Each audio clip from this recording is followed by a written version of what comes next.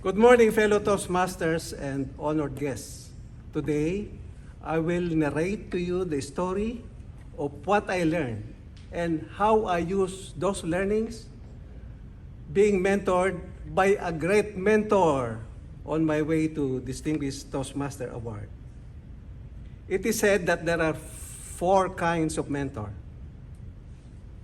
The mediocre, who tells, the good, who explains, the superior, who demonstrates, and the great, who inspires. I was fortunate as a 4-year-old Toastmaster being mentored by Virginia M. Aguada, a fellow director of District 1 in Toastmaster year 2013-2014. She graduated magna cum laude from Cal State University, Dominguez Hills, and she was my boss in the office, but I recruited her into Carson Toastmasters Club, and she succeeded me as club president. But as a true smart and very intelligent lady, she finished her DTM in less than 4 years. On the average, TI says that a Toastmaster finishes her DTM requirements in an average of 4 years. She got hers in less than 4 years. So I knew her very well.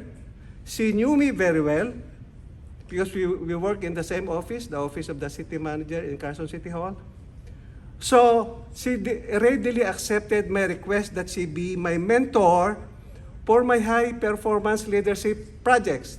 There were 2, mentoring a club, and the other one is organizing a club. Mentoring a club entails 6-month attendance during the meeting of the newly chartered club to serve as mentor, as guide during the club meetings. Let me tell you how she mentored me in the first project that I did, mentoring the Echoers of the World, which she herself organized and helped charter. So I sat down with her. She explained to me painstakingly, step by step from A to Z, the duties, the responsibilities of a club mentor. And she answered all my questions and all my doubts about doing it well so that I get credit for that and the club members are happy. So she brought me to the first meeting and she introduced me formally to the club officers and members. And she just advised me, although you are the mentor, just appear that you are a regular member of the club so that they'll be at ease with you in doing your job. So that's what I did. I attended dutifully all meetings for 6 straight months. Every week I was there, and my job was to advise, to give suggestions on observance of protocols, standards, best practices, and I even helped during special events like open house and speech contest. I serve as Toastmasters and I guide everyone in the preparation of the time agenda, because in a speech contest you have to have a time agenda so that nobody exceeds the time. There is a specific allotment of time for each functionary, for each performer of specific roles, the Toastmaster, the timer, things like this. So she dutifully explained to me everything, and what's good about this lady is, after each meeting, if we had time, she would tell me what I did best and what I still could improve on. And not only that, she did not end her role there. She kept on sending me emails for improvements. So, to cut the long story short, I finished my assignment for 6 months.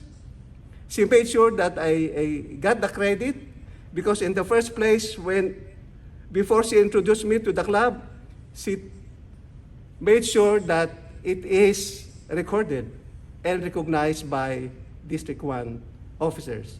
The second project was organizing a club, which I boldly attempted to do in Cal State University, Long Beach.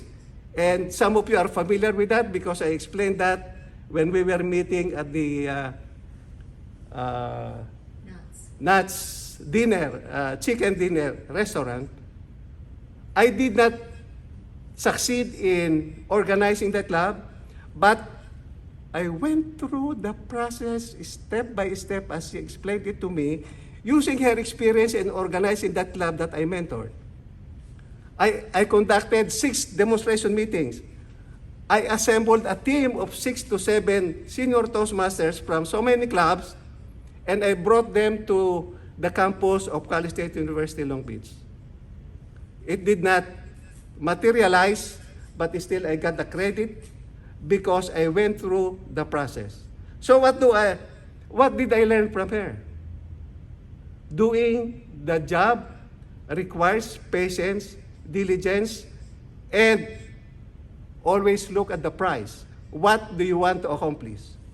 I learned so many things from her, and they said that the test of successful mentorship is for the mentee to share what he or she learned during the mentorship period.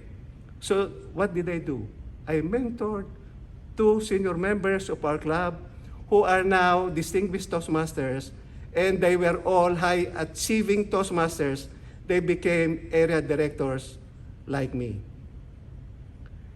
In your Toastmasters journey, you must have been mentored during your first 3 speeches. For our guest who will eventually become a member, hopefully, you will experience being mentored and you will enjoy mentoring your peers. That's the way you pass on the baton to the other leaders and good communicators. Share what you learn, and we will have a better world. Mr. Toastmaster.